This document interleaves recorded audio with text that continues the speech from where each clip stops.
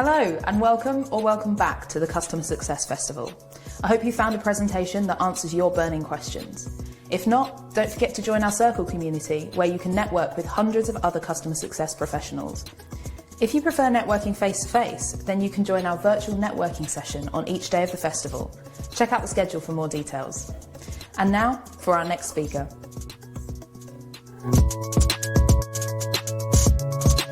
Hi everyone. We're super excited to be here today to tell you a bit about our journey to drive innovation and scale customer success at Slack. I'm Dan Pino. And I'm Corinne Goldberg. We are customer success managers at Slack. We're delivering a white glove service to Slack's mid-market and enterprise customers. We're really humbled to have the opportunity to serve as strategic advisors to enable our customers' success on Slack. So part of our work has been not only continuing to serve our customers, but also thinking about how we innovate. How do we challenge ourselves to be more strategic, impactful, and intentional with our customers in a way that adds value to their world and also drives growth of our business? Today, we're going to share some ideas that we've been trialing at Slack that have helped us bring greater agility to the way that we work. We hope some of these ideas will spark some conversation and inspire you all to think about how to modernize and elevate your customer success strategy. So why is innovation important in customer success? First, the product changes over time. Customers interact with your product differently as their needs and maturity evolve. No matter what your product or service, your customer keeps learning. Their knowledge and skills improve with your product, their own goals evolve, and they meet other competitor offerings in the marketplace. And as your business grows, your ability to serve all customers the same shrinks. We all have a finite amount of resources to serve our customers effectively. The trick is thinking about how we as CS professionals can identify the low-effort, high-value initiatives Expense of delivering a custom white glove experience, but to really be the low-effort, high-value initiatives that enable us to work smarter. And all of these facts mean that as a customer success professional, we should be consistently adapting the way that we serve our customers to stay relevant and strategic. Now, in addition, a customer's definition of success changes over time as their business evolves. And we really need to be at the forefront of that change if we want a seat at the table. So we believe that a good customer success professional understands where their customer is today, and a great customer success professional actively anticipates where their customer will be tomorrow. So prioritizing innovation in both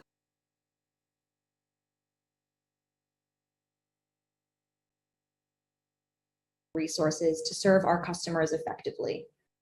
The trick is thinking about how we as CS professionals can identify the low-effort, high-value initiatives that enable us to work smarter. And all of these facts mean that as a customer success professional, we should be consistently adapting the way that we serve our customers to stay relevant and strategic. Now, in addition, a customer's definition of success changes over time as their business evolves. And we really need to be at the forefront of that change if we want a seat at the table. So we believe that a good customer success professional understands where their customer is today, and a great customer success professional actively anticipates where their customer will be tomorrow. So prioritizing innovation in both the way that you serve your customers and the way that you scale your business will move you from good to great. It will enable you to drive agility of your business, to streamline your service model, and drive customer centricity by meeting customers where they are as their needs evolve with your product or service. So there are 3 things we'd like you to take away from today as you think about driving innovation in the way that you serve customers as you scale. The first is that if you want to drive change, reimagine your current operating model and allocate resources to drive value. Consider how you serve customers today and whether that operating model is fit for the future.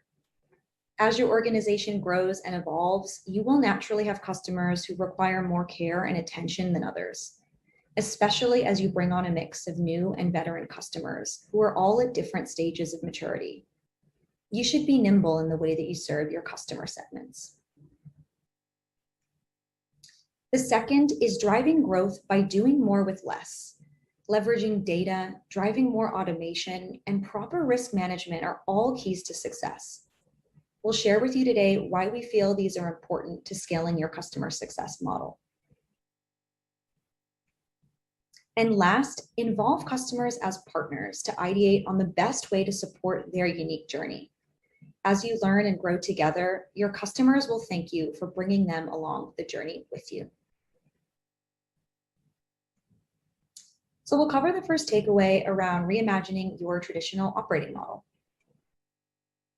So when we think about the operating model, it's important to consider what optimization levers you can pull to do more with less. Something we've thought about here at Slack is if we can define a new customer segmentation model that helps us drive growth while maintaining retention. There are 3 factors that we considered as we thought about reimagining our operating model. The first is if we change our operating model, which customers will experience the least pain? We decided to pilot innovation with our happy and our healthy customers. Now, those are the customers who we can afford to trial new ideas on. They're good partners, they're receptive to change, and therefore they present less risk to the business. We selected customers with a green health and maturity score, those who realize high value from our product, and those who have deployed Slack across their entire organization.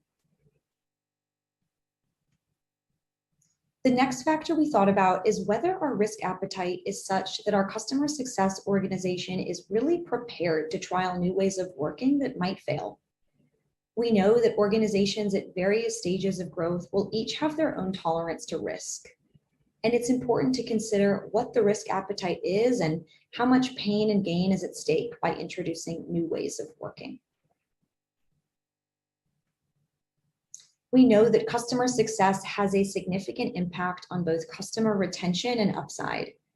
We might trial new ideas that ultimately fail, or we might succeed, and those changes will enable us to reap big benefits in both retention and add on new business. We know that customer success is a growth driver, and the more we invest in building a model that's fit for the future, even if it means absorbing some pain along the way, the more effective we will be at building a scalable model. And the third factor we thought about is, how do we know when we've succeeded and where do we go from there? How do we make these new ideas part of our standard operating procedure? Well, a crucial step for us was defining success criteria so that we could effectively greenlight innovation at scale. It's really great to trial new ideas, but ultimately we needed to feel comfortable that the change that we were introducing was realizing value and that we could measure that value over time. Some of the success criteria that we considered when we thought about driving innovation are whether we could drive innovation and still protect revenue. We thought about driving continued adoption and maturity of the product, whether we were deepening customer advocacy, and whether we were driving really impactful and meaningful change, both internally and for our customers. I'll hand it over to Dan, who will tell you a bit about how we are thinking about driving growth. Thanks, Corinne. So customer success is not just a way to retain customers. At Slack, we really look at CS as more of a growth engine. But in order to keep the focus on the growth side of the business, you need to make sure that you've got the right resources allocated to the areas with the most opportunity. And so we found that there's really 3 main keys to success to be able to do so. First, you should be using data to drive almost every decision, both at a portfolio level, but also for each individual customer. Especially with customers, you want to be proactive in guiding them on their journey, and data helps you to do that. Second, you've always got to keep an eye on risk, especially when you're first starting to experiment or pilot a new idea. And finally, the more you can standardize and automate where it makes sense, the more resources you'll be able to free up for those areas where there's bigger opportunity. So first, looking at the data, here at Slack, data is really key to everything that we do. So we use Gainsight to monitor and report on the health of our customers, both at an aggregate portfolio level, but then also as an individual CSM level. So CSMs can log into Gainsight and pretty quickly be able to tell where they should be allocating their time. We also use product usage data to help guide customers on their Slack journey, with recommended maturity playbooks based on a multifaceted maturity score. We've even got a couple of data scientists on our customer success team who can help CSMs interpret some of the more advanced insights that we're starting to put in front of customers. But really the key here is data is your best friend. And so it's really important to invest in proper tooling or resourcing or whatever is necessary as you grow so that it can really be utilized to its fullest potential. The second key to success is being able to appropriately manage risk. So when you're experimenting with different ways of innovating, it's always important to keep an eye on the customer churn risk. And here at Slack, when we're trying something new, whether that be releasing new features or scaling new ways of interacting with customers, we set up the pilots so that they have the best chance of success by de-risking them as much as possible from the start. So what does that actually mean in practice? Well, to start, we're very selective about which customers partake in the various innovation experiments that we're running. We look at the outcome that we're hoping to achieve. We find customers that meet that profile, and then we do whatever we can to de-risk before the pilot even starts. Oftentimes, this involves just removing customers from these innovation or pilot experiences entirely if there's any sort of risk to the account. And then we also know that some things like managing risk and customer success are always going to be high touch. And if that's the case, then they deserve to have a dedicated resource that can focus their time on managing the situation. And so by de-risking a pilot early, what it does is it frees up the resources working on the pilot to really focus on realizing value from the innovation work that they're trying to undertake. And it's not just a one-time exercise. We constantly have real-time alerts that give us early indicators of risks in an account. And when we get those alerts that maybe something isn't quite right, what we'll often do is reallocate resources to appropriately swarm the issue until it's resolved. And finally, this is really what I'm most passionate about, which is how critical it is to kind of standardize and automate as much as possible. So I think CSMs have a tendency to kind of say yes, yes, yes to everything that a customer asks. You know, after all, it's our job to make sure that they're successful with our products. But as your business scales and CSM support more and more customers, this kind of yes, yes, yes model isn't always sustainable. So it's important to have some level of standardization or consistency with how you work with customers. So at Slack, we're piloting new operating cadences for certain profiles of customers. For example, our happy and healthy customers get lighter, less frequent, and more meaningful touches, which is probably better for everyone. You know, not every customer really needs a standing bi-weekly checkpoint with QBRs every 3 to 6 months. We're also trying to be more crisp on exactly what activities CSMs can help a customer with. This has helped set the right expectations on exactly what customer success is. It's not sales, it's not customer support. But it's also given CSMs the cover to be able to politely say no to some requests and redirect them appropriately, whether that be to our paid services team or to our customer experience team, for example.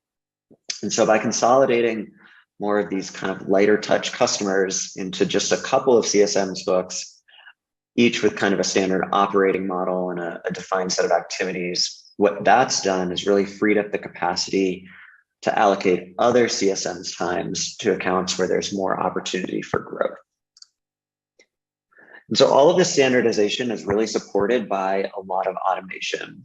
So in this example, we're taking a look at how we've templatized and automated some of our customer communications. From product and admin updates to best practices and thought leadership content, there's always information that our CSMs have to share with customers. Previously, managing that load fell on the plate of each CSM, which reduced their bandwidth for more strategic, personalized conversations. But with the help of our technical architect team, that work now falls to our CS team's new best friend, what we like to call SuccessBot. So SuccessBot is actually a custom Slack app that lets the CSM team share updates with hundreds of customers at once and track the engagement of these messages. It periodically posts various types of enablement materials in Slack Connect channels, which is a primary way that Slack CSMs communicate with our customers. And so far, we've had extremely great success with SuccessBot. It's helped us with our voice and tone consistency, making sure that the team is presenting information consistently and regularly. The biggest benefit, I think, has been time savings. We've estimated that so far it's basically saving our CSM team over 200 hours a month. And finally, we're getting great customer engagement with this. We see an average of 22% click-through rate of messages. And it's great for helping kind of sparking conversations and upsell opportunities in channel with shared customers. And then lastly, I wanted to highlight my favorite automation that we use here at Slack. So before preparing for an executive business review, our CSMs used to have to sort through countless spreadsheets and dashboards to really find meaningful data. And then they'd have to craft kind of a compelling story from scratch around that data. Doing all of this could take, a full day and many times more just for one meeting. And so our Slack on Slack team built what we call Midas Touch, which basically now delivers data-informed presentations to our sales and success teams in seconds. So now as a CSM, we just press a button that says get started and search for an account. When we enter the account, Midas Touch pulls data from multiple systems and compiles that into a customized data story directly in a Google Slides presentation. And so all of that's done with one command. The data is presented alongside easy to understand narratives, which means that CSMs get templated talk tracks that provide additional context on how to interpret and frame the data. And best of all, these slides are completely customizable. So they can edit the content for each of our customers' unique context. And they can also dig into the data behind the slides to further sharpen the story. And so with a tool like Midas and this automation that we've done, we've gone from spending an entire day just pulling data and formatting it to having a fully prepared presentation in seconds. So really what our Midas Touch does is it helps our CS team work smarter. So they have more time to focus on the important things, like helping our customers get the most out of Slack. And this really leads me to our third key takeaway for today, which is that it's important to involve customers as partners to really innovate together on their unique Slack journey. At the end of the day, we can optimize the way we work and serve our customers, but we need to make sure that we do it in a way that adds value to them. So almost all of these processes and automations that we've put in place, we start out small. We pilot them with a subset of customers, again, generally our happy, healthy customers, and then we collect feedback. We determine what's working, what's not, and we iterate accordingly. Really, it's all about experimentation and moving fast. But the one thing we try to keep in mind as we do that is that we do not want to innovate at the expense of delivering a custom white glove experience. In other words, trialing new approaches and ideas that enable you to standardize and optimize for growth where possible, but doing so without losing a lot of the strong relationships that you've built with the customers and their executives. We recognize that there's always going to be certain things that deserve more of that high touch model, things like risk management, which I mentioned, sustained executive engagement, et cetera, et cetera. And so it's really important to make sure that that's where your resources are being allocated to. So in summary, as your CS org grows and your product and customer needs change, again, you'll want to reimagine your operating model and allocate resources to drive value, both for you and the customer. Automate and standardize as much as possible, all while keeping an eye on risk. And finally, involve customers on your journey of experimentation while making sure that they still have that high touch experience when appropriate. And so what has all of this innovation done for us? First and foremost, it has allowed us to really focus on customer retention and advocacy.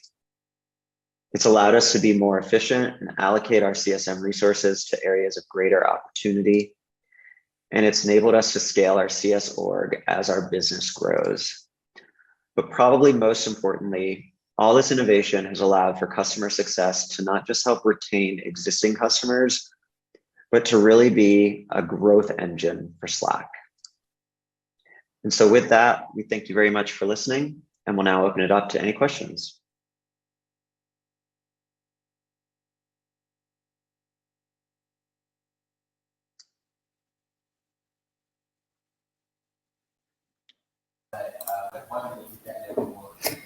Hi guys, thank you both so much for that. Thank you so much, Gemma. Great to be here. Welcome. And apologies to everyone for the slight technical hitches there, but luckily we got back to the right place and you all got to watch that presentation. So lots of really good information there, and I can see the questions are just pouring in. So we'll get started straight away. Awesome. So the first question is, how do you set expectations with your customer at the beginning of the relationship? So I believe that was at a particular point in the presentation near the beginning. Yeah, that's a really great question. I'm happy to share some thoughts. I think we're probably all really familiar with this concept of change, right? So our customers can oftentimes feel that change is uncomfortable, right? It brings a certain sense of uncertainty. But it's also a really great opportunity for us to identify our most forward-thinking and adaptable customers, right? Those who are the best advocates and those who will be the best partners. And so developing a mechanism to ensure that we're setting proper expectations for driving that change at the beginning of that relationship is really important. So something that we've thought about here at Slack is driving a standard operating cadence for the way that we're communicating with our customers and delivering service across the life cycle. So as and when we take over customer accounts from former CSMs, we'll set that expectation at the beginning by providing visibility on what that operating cadence is. We'll set clear expectations around how often we'll be collaborating with the customer and what sorts of services we'll be providing across the customer journey, whether that be executive business reviews annually, bi-monthly syncs, or reporting in Slack. We have the really great benefit of communicating with virtually all of our customers in Slack via Slack Connect. So that's a feature where we're able to collaborate with customers in Slack channels. So this is a really great way where we're able to provide that proactive communication around our operating cadence that feels really tangible, really real, and really accessible for our customers because they have that real-time opportunity to communicate with us directly in Slack. Amazing. That's such a thorough answer. So I'm hoping that whoever asked it is very satisfied with that. So the next question we have is, what metrics are you taking in consideration for this cadence, assuming that you wouldn't do a business review for an account with under 10 licenses or users, for example? Yeah, I can take that one. So I think that might relate to another question that asked as well, just about like how we segment our customers.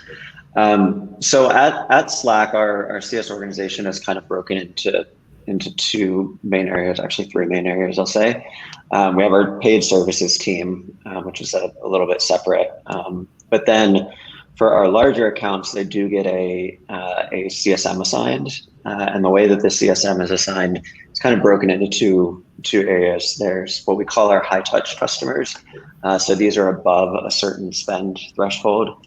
Corinne and I are both high touch CSMs, and we kind of remain dedicated to the account. We have a bunch of accounts, but we remain dedicated to those set of accounts. We have a defined book of business. That's separate from our scale, what we call our scale business. And so our scale business is still a decent amount of spend, but maybe just not a super high amount of spend.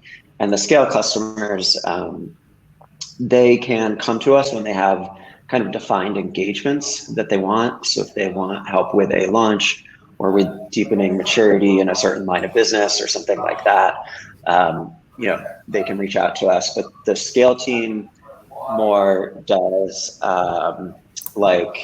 they'll run the defined engagements, but they'll also do programs as well. So they'll be reaching our customers at scale, maybe not a defined CSM like the high touch way. Amazing.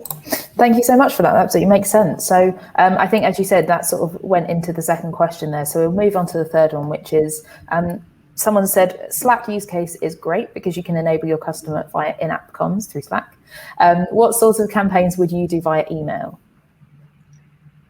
Yeah, that's a great question. Happy to share some thoughts there.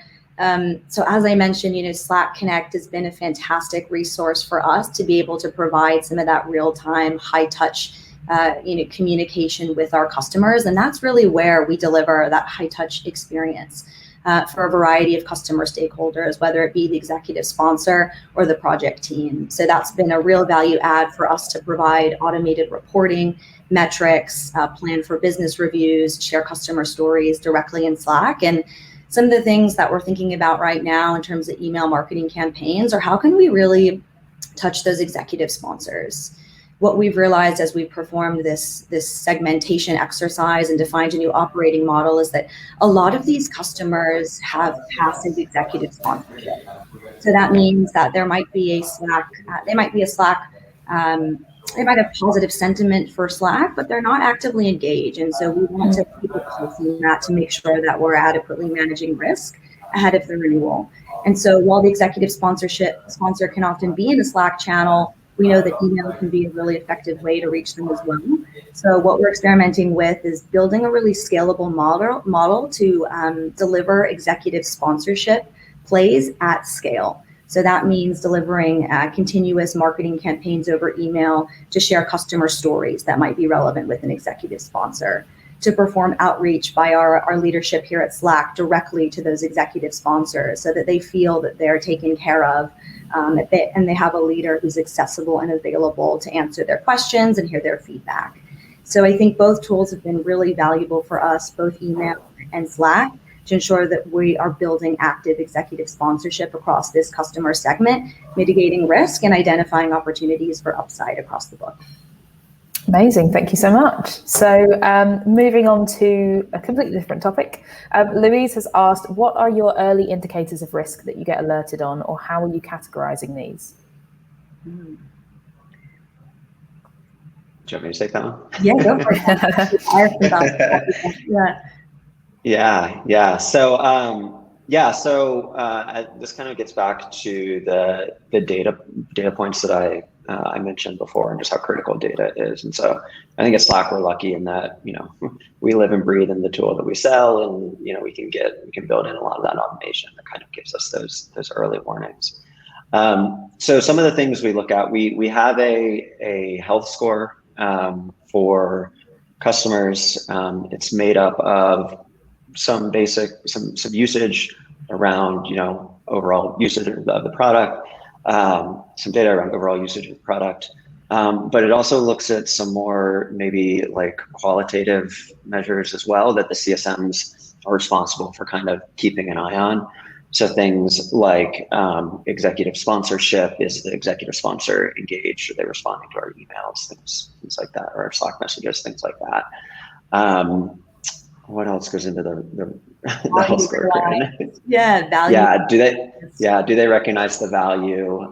Can they explain the value of Slack back to us? Like different things like that. Yeah. Do you have more you wanted to add, Corinne? Yeah, I was just going to say, are they participating in some of our webinars and roundtables? Is the team actively engaged? So those are some of the touch points and the data that we collect and we monitor ahead of the renewal. We like to evaluate that at least 120 days prior to the renewal. And that gives us a real pulse of which customers are likely to churn and which ones are likely to either experience a flat renewal or an upside. And then Dan and I can partner together to see how we reallocate our effort and resourcing across the book, so that we're spending our time efficiently and mitigating risk of churn, and also supporting our sales organization through new business opportunities as well. That's been a really, I think, value add effort that we've engaged in as part of this exercise. So how can we really unlock the productivity gains within our customer success org to reallocate effort to support sales opportunities where we are able to de-risk the book early? We're able to then support upside opportunities.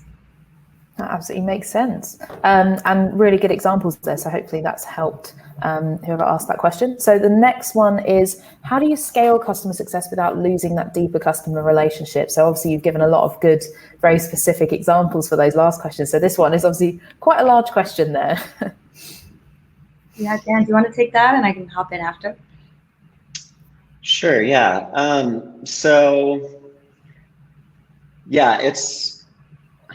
I think it's all about, right, are spending your time on the high value activities that actually matter to you and the customer. So you kind of saw that we automated a lot of the stuff that CSMs were doing kind of internally or repeatedly, that while they are kind of important, really don't require that level of high touch.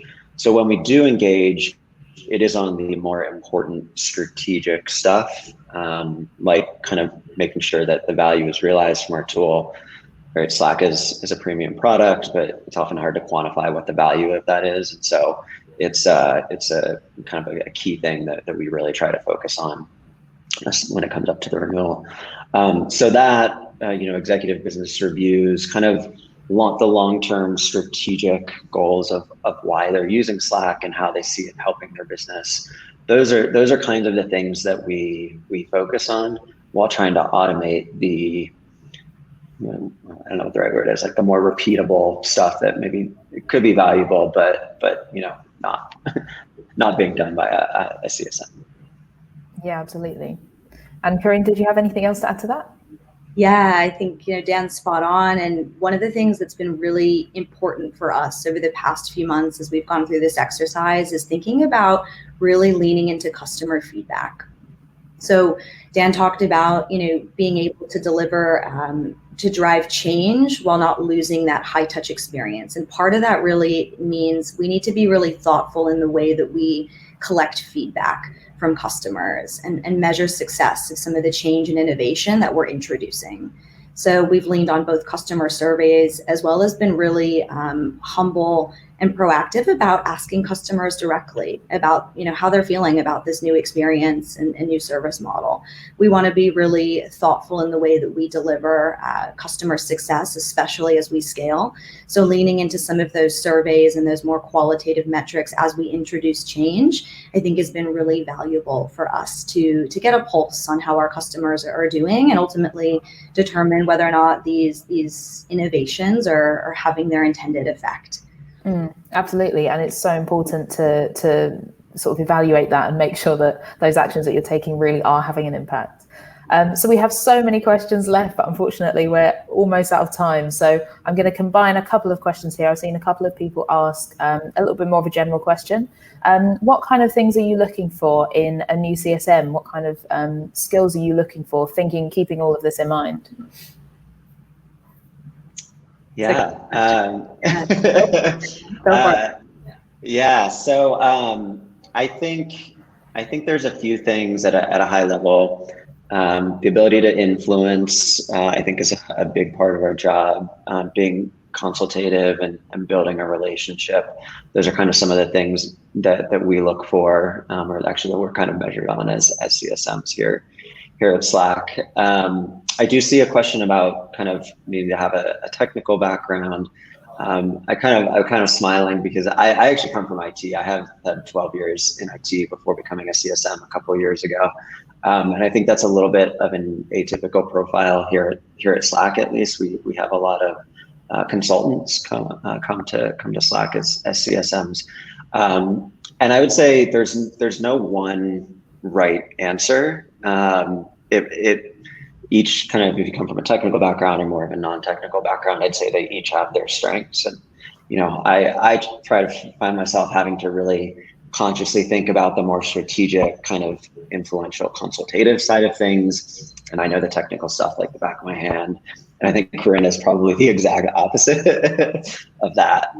So I would say there's not really, I think customer success is such a new field that we've got. You can really come from almost any background and be successful as long as you can kind of have that more kind of consultative, influential style that I think a lot of us are looking for.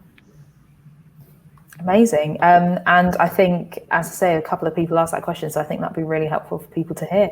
So if you guys have any further questions, do feel free to connect with Corinne and Dan. You'll find their LinkedIn's just up in the corner there. And thank you both so much for today. It was a fantastic presentation and you answered so many questions, so thank you. Thank you very much. Great. Really happy to be here. Yeah. Hopefully we'll see you again soon. Absolutely. Great. Bye. Bye.